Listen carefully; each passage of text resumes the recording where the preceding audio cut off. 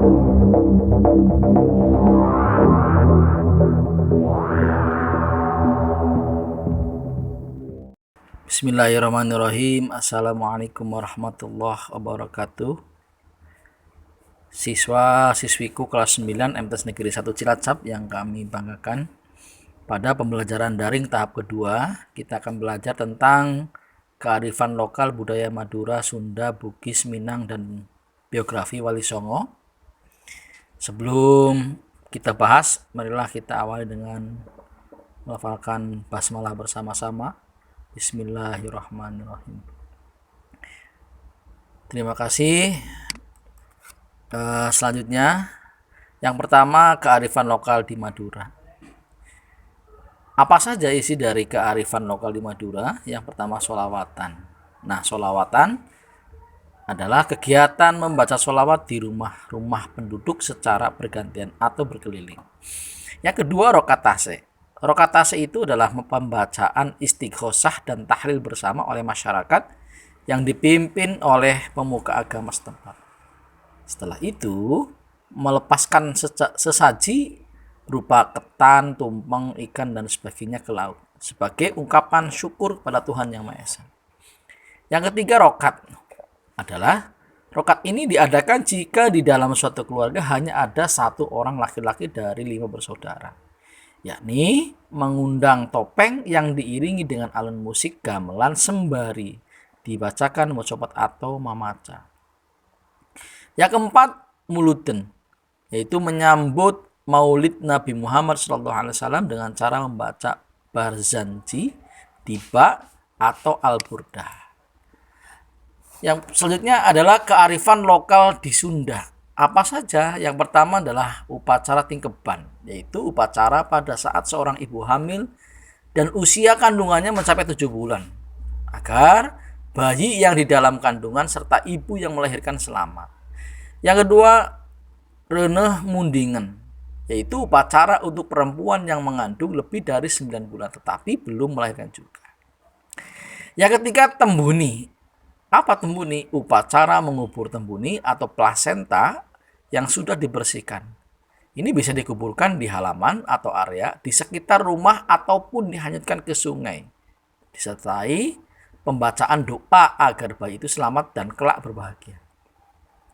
Yang keempat, gusaran. Gusaran yaitu budaya meratakan gigi anak perempuan dengan alat khusus, disertai pembacaan doa dan sholawat kepada Nabi Muhammad SAW. Yang kelima, sunatan. Sunatan atau khitanan, kegiatan ini dilakukan dengan maksud agar alat vital anak bersih dari najis. Yang keenam, cucurak. Apa cucurak? Memasak makanan yang berbeda-beda, kemudian dikumpulkan di masjid terdekat untuk dibagikan dan dimakan bersama. Yang selanjutnya, kearifan lokal di Bugis. Yang pertama adalah upacara amateang, yaitu upacara masyarakat Bugis saat seseorang di dalam suatu kampung meninggal dunia, di mana pelayat yang hadir biasanya membawa sumbangan atau amplop kepada keluarga yang ditinggalkan. Yang kedua, Mabarasanji, Barazanji,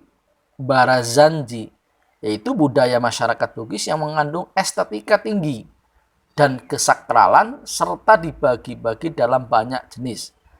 Seperti Barazanji Bugis, ada Pak Bukana, Barazanji Bugis Rita Puna, Nabita, kemudian Barazanji Bugis Aja Jingena, dan lain-lain. Selanjutnya, kearifan lokal di Minang. Yang pertama adalah sholawat dulang, yaitu cerita memuji Nabi Muhammad SAW atau berhubungan dengan persoalan agama Islam diiringi irama bunyi ketukan jari pada dulang atau piring logam besar, yaitu memperingati hari-hari besar agama Islam dan Alek Nagari. Yang kedua, makan bajamba atau makan barapak, yaitu budaya makan masyarakat Minangkabau dengan cara duduk bersama-sama di dalam suatu ruangan atau tempat di hari-hari besar agama Islam dan dalam berbagi upacara atau pesta adat dan pertemuan penting. Yang ketiga, mandi balimau, yaitu budaya membersihkan hati dan tubuh manusia dalam rangka mempersiapkan diri untuk melaksanakan ibadah puasa dengan cara mengguyur seluruh anggota tubuh dan keramas. Nah, selanjutnya kita akan belajar tentang biografi Wali Songo. Wali Songo. Dia ada 9 wali. Yang pertama Sunan Ampel. Sunan Ampel bernama asli Raden Rahmat, keturunan ke-22 dari Nabi Muhammad SAW. Menurut riwayat, ia adalah putra Ibrahim Zainuddin Al-Akbar dan seorang putri campak yang bernama Dewi Condrowulan, putri Raja Campak terakhir dari dinasti Ming. Jadi Sunan Ampel dilahirkan di Aceh tahun 1401 Masehi. Sunan Ampel adalah pendiri pesantren Ampel Denta. Nah, di antara murid-murid beliau adalah Raden Paku, Raden Fatah, Raden Maktum Ibrahim, Syarifuddin, serta Maulana Ishak. Nah, Sunan Ampel termasuk perancang kerajaan Islam Demak dengan ibu kota Bintoro. Beliau wafat di Surabaya pada tahun 1481 dan dimakamkan di Ampel. Yang kedua Sunan Gresik. Dikenal juga dengan nama Maulana Maghribi, Syekh Maghribi, serta Syekh Jumadil Kubro. Beliau dianggap sebagai orang Islam pertama yang masuk ke Pulau Jawa, sehingga kedatangannya menandai permulaan masuknya Islam di tanah Jawa.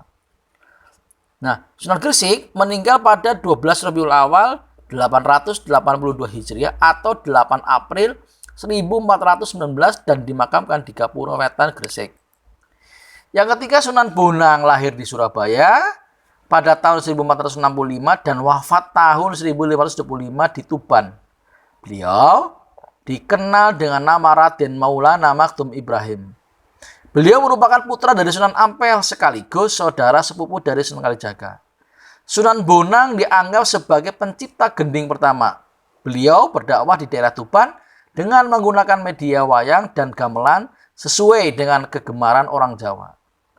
Beliau juga yang mendidik Raden Fatah hingga kelak menjadi Raja Kerajaan Demak. Kemudian yang keempat Sunan Giri. Memiliki nama asli Raden Paku dan dikenal juga dengan nama Raden Ainul Yakin. Beliau merupakan putra Maulana Ishak. Beliau berdakwah di daerah Giri dan sekitarnya. Serta banyak mengirimkan para dai keluar Jawa seperti Madura, Bawean, Kangean, Ternate, dan Tidore. Nah, Sunan Giri adalah pencipta permainan anak bernuansa religius seperti jelungan, gendi ferit, jorgula, cublak-cublak suweng, dan lir-ilir. Beliau wafat pada tahun 1506 dan dimakamkan di daerah Giri, Gresik. Kemudian nomor 5, Sunan Derajat lahir di Ampel, Surabaya pada tahun 1407 dengan nama asli Raden Qasim atau Syarifuddin. Beliau juga termasuk salah satu putra Sunan Ampel. Tembang Jawa Pangkur diciptakan Sunan Derajat sebagai media dakwah. Beliau wafat pada pertengahan abad ke-16 dan dimakamkan di Sedayu, Gresik. Yang keenam Sunan Kalijaga.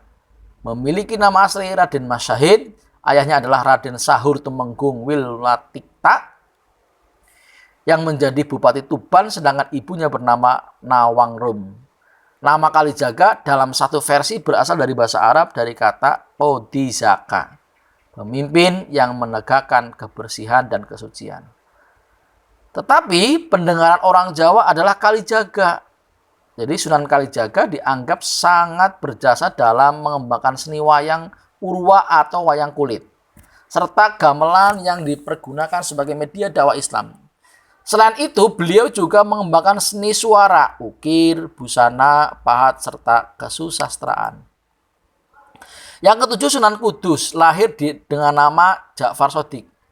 Beliau memiliki silsilah yang bersambung sampai ke Nabi Muhammad SAW. Nah, Sunan Kudus berdakwah di daerah Kudus dan sekitarnya. Beliau termasuk seorang ulama yang menguasai berbagai disiplin ilmu seperti fikih, usul fikih, tauhid, hadis, tafsir, dan logika. Oleh karena itu beliau mendapat gelar Waliyul Ilmi, orang yang kuat ilmunya. Sunan Kudus juga menciptakan gending, mas kumambang, dan mijil. Yang kedelapan Sunan Muria. Lahir dengan nama asli Raden Umar Said atau Raden Prawoto. Beliau adalah putra dari Sunan Kalijaga.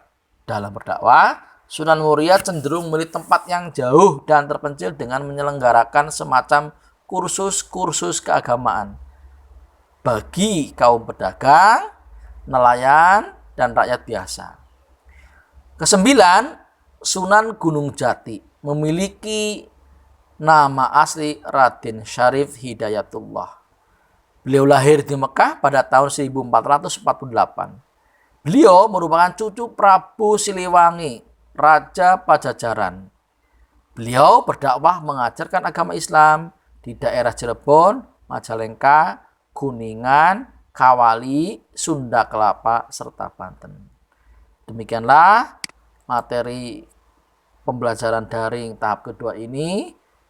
Pak Guru berpesan kepada kalian tetap menerapkan protokol kesehatan dan menjaga imunitas tubuh agar sehat selalu.